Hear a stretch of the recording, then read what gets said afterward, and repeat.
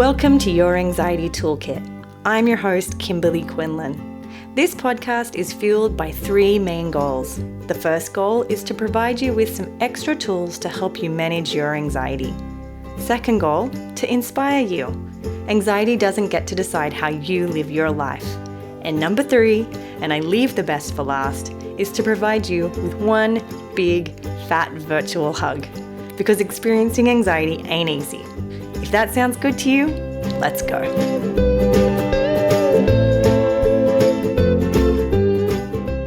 Depression is a liar, and if you have depression, the chances is it's lying to you too. Depression is a very, very common mental health disorder, and it tends to be a very effective liar. And my hope today is to get you to see the ways that it lies to you, the ways in which depression lies to you, and gets you to believe things that are not true. I believe that this part of depression, this component of managing depression, is so important because the way in which depression lies to us impacts how we see ourselves in the world, how we see the future, how we see other people, how we see our lives playing out. And that in and of itself can be devastating. So today I want to talk about, number one, the ways in which depression lies to us and what we can do to manage that. Let's get going. Okay, before we start, let's talk about the themes of depression. Now, the way it was trained to me is that there are three core themes of depression. The first one being hopelessness, the second one being helplessness, and the third being worthlessness. It will often target one, some, or all of these themes. And so let's go through those here and break it down. All right, so the first one is depression lies about the future. And this is where it can really make us feel very hopeless. Depression says your future won't be good. You won't amount to anything. You won't be successful. You won't have, a relationship if that's important to you. You won't have kids if that's important to you. It often will target the things that we deeply value, and it'll tell us you won't get those things, or you'll be doing those things wrong, or in some ways something bad will happen.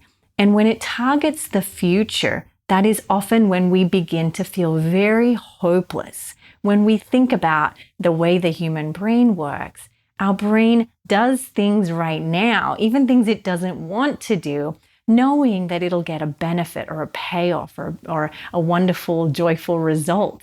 But if your brain is telling you that the result is always going to be bad, that's going to create an experience where you feel like there's no point. What's the point of doing this hard thing? Because my depression is telling me the future is going to be crummy anyway. So what we want to do is get very skilled at catching it in its lies about the future. The second part is depression lies about the past. It will tell you did something wrong. You're terrible. That thing you did really ruined your life or ruined somebody else's life or is proof that you're a bad person.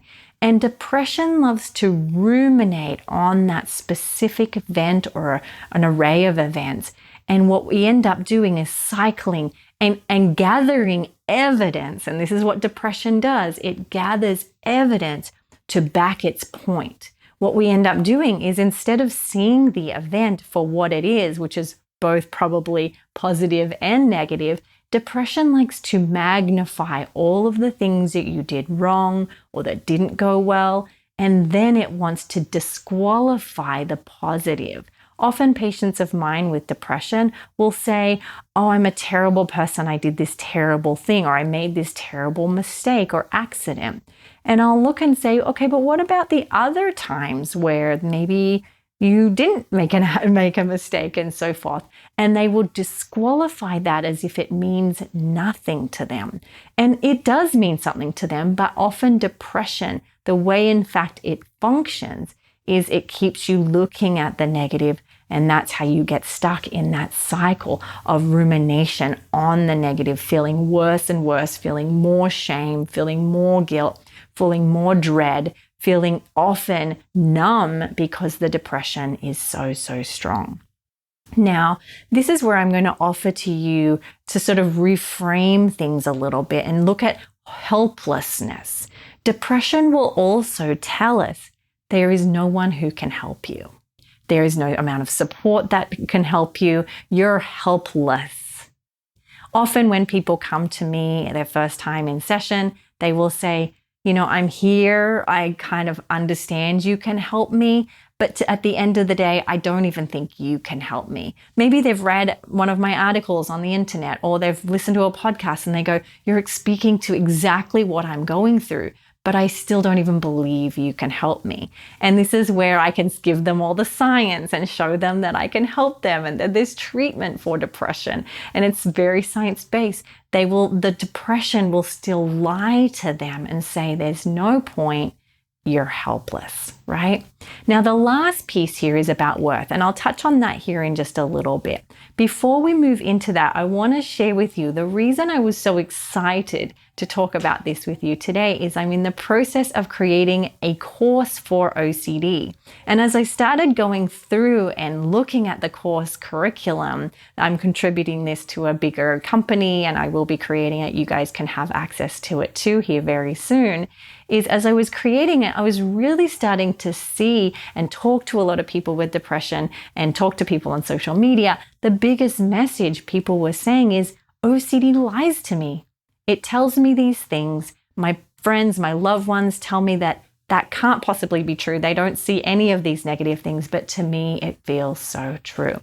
So I wanted to let you know that we do have an online course for depression. You can go to cbtschool.com/depression to hear more about it.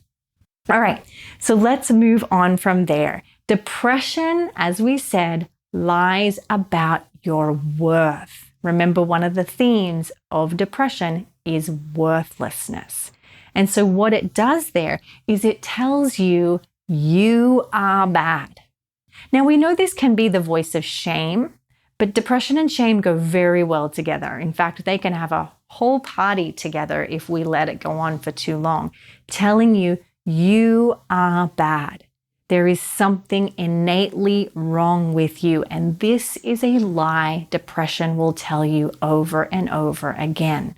And when I say it's a lie, believe me, it is a lie, because if we put it up at a jury, this is what I always will say with my patients, if we went to a court, we put it up with the jury and we said, this person would like to claim that they are worthless, then the jury is going to say, where is your evidence?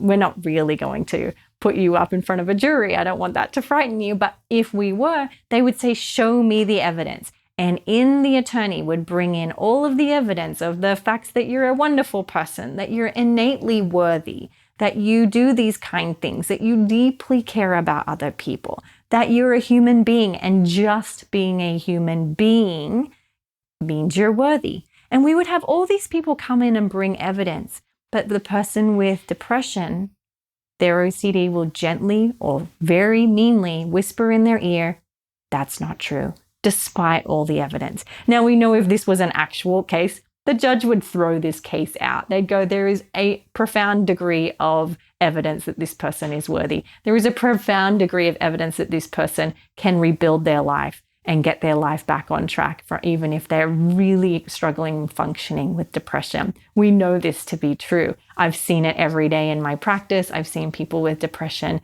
manage it, go on to live wonderfully fulfilling lives. And so for you, I want you just to keep that imagery in your mind of that jury throwing your case out and that judge throwing your case out because the evidence does not support depression's case. It wouldn't last a second in court, right? And again, a lot of the points I made there are really important if you're struggling with worthlessness. You being a human being makes you innately worthy. You're not worthy one day because you did well on an exam, but not worthy the next day because you crashed your car. It doesn't work like that. We're all worthy. So we have to remember that and keep that in the front of our mind, even if depression has a lot to say about that. Now, the next thing to say here is depression, not only does it lie about your future, not only does it lie about your past, not only does it lie about your worth, it lies about you in general. And my job as a therapist is to help our minds. My job as a human, I should say, is to help our minds by being able to observe and be aware of our thoughts and catch when it's in the trend of these areas: worthlessness, hopelessness, and helplessness. If it's got any theme of those and it's very strong and very black and white, chances are it's depression. And we can then work and get tools to manage that. Now, as I said, I do have an online course because a lot of you will not be able to have therapy with me. And first of all, I'm always going to encourage you, go and see a therapist if you can, if you have depression. Over any course I could ever offer you, I would always encourage you to first see if you can get access to a mental health therapist. However, if you don't have access to that, you can go to the course to get some tools, strategies, depression tips that you could be practicing. We go through and look at changing your thoughts. We go through changing your behaviors, looking at your activity schedule, looking at motivation. We look at a lot of that, but that is not therapy. The course is not therapy. It is not specific depression treatment, but I will teach you everything that I tell my patients in my office. Now, before we end this, I want to first go through some tips that I want to send you off with today so that you can get started right away. Okay? I really believe your anxiety toolkit is all about giving as many tools and helpful skills as we can. And so I want to send you away with some bite-sized ideas that you can start immediately. Now, number one, you know I'm going to say this, is start a self-compassion practice. The biggest thing that depression does is it bullies us. It says horrible, mean things that you would never say to not only a loved one, even someone you hate. You probably wouldn't say as many mean things as depression has to say. So number one, start with a self-compassion practice. A part of your self-compassion practice is talking back to depression. Now remember, self-compassion is nurturing, it's kind, but it also doesn't sit back and let people push you around. Self-compassion would never have you be bullied. If you were in a compassionate place and you saw someone else being bullied, chances are you'd step in and say, hey, this isn't right. Or you'd call someone who could come and assist them. Now, this goes for depression as well. So here I want you to remember, if depression is bullying you and telling you lies, you're going to have to talk back to it. And I will say, I do not mind if you swear. I do not mind if you have to get a little aggressive with it. So if depression tells me, and I will share with you personally, the most common depressive thought that I have, and I have it a lot, is you cannot handle this. I hear it many times in the day. In fact, now it almost makes me laugh a little bit because it's very boring. Like depression needs to come up with some new jokes because this is the one it uses with me all the time. And so often when it says that, no longer do I believe it and agree with it and go ahead and listen to what it has to say. Now I come back with evidence and say, you know what? I can handle it because I've handled it before. In fact, I've handled much worse than this. So depression, you can go and bleep. You can go and, do whatever it is that you need to do, but you don't get to bully me anymore. Some people find that it's better to absolutely swear the most biggest profanity and say, F you, depression. Back off. You know nothing about me, and you know nothing about my future, and you know nothing about my past. And I'm going to politely ask you to sit down because I got this. You can talk to depression in whatever way is helpful to you, as long as you're talking to it as separate, not to you in the way where you're saying and swearing at yourself. Now, we also know there is some evidence that you can use your name by saying, no, Kimberly can handle this. Thank you, depression. using the third person, we've got research and science to show that that is very empowering. So I could say to depression, thank you, depression, but Kimberly has got this. She is going to do her best. She is going to put one foot forward, and please sit down because you don't get to tell her what to do today. That is how we can talk back to depression. The next thing I want you to remember is keep your expectations small. I know when you're suffering and you're starting to lose your functioning, and depression is taking a lot from you. It's taken your friendships, your time, taken you away from events. It's made you miss being present with your children or your family or your loved ones. I know what it can feel like, in that you feel like you have to catch up somehow. And what I want to offer to you is, yes, I know you want to catch up, but the only way to catch up is to do baby steps. So please don't try and push yourself with pressure to catch up at a rate where it doesn't help you. In fact, when we put a lot of pressure on ourselves, we actually create a lot more depression because it feels scary. It feels more overwhelming, which your depression has already done to you. So what I want you to do is make small, realistic expectations for the day. And work at keeping the expectations small and then building on them. As you do something that was just baby steps, your depression is going to say, see, oh, what a loser. You're doing only small steps. You should be doing big steps. And this is where you're going to go back and talk to depression and say, back off. I'm doing what I need to do today to take you over. I'm taking you down, depression, and I'm going to do it slowly and compassionately. And it will work because I'm building habit upon habit, not just pushing myself out of self-punishment and self-judgment and self-criticism. We know that those behaviors make depression worse. And so we're actually going to cheer ourselves on. That is the big piece that we need to remember, is the best way to change the mindset over depression is to be kind and to cheer ourselves on, to motivate ourselves, to celebrate when you make a baby step. And I celebrate you if you're making baby steps, even listening to this right now. I celebrate you're investing in your well-being. And so we want to make sure we're cheering you on. I call it the kind coach. It's the voice that says, you can do it. Just a little more. Keep going. I believe in you. Just a little more. What would be right for you? What do you need? And it takes into consideration that, of course, you're going to have challenges. But when you have challenges, it's there to say, what can we do to strategize? Maybe we need to rethink this. How can we rethink this in a way that makes it possible for you just to get back on track? Baby steps at a time.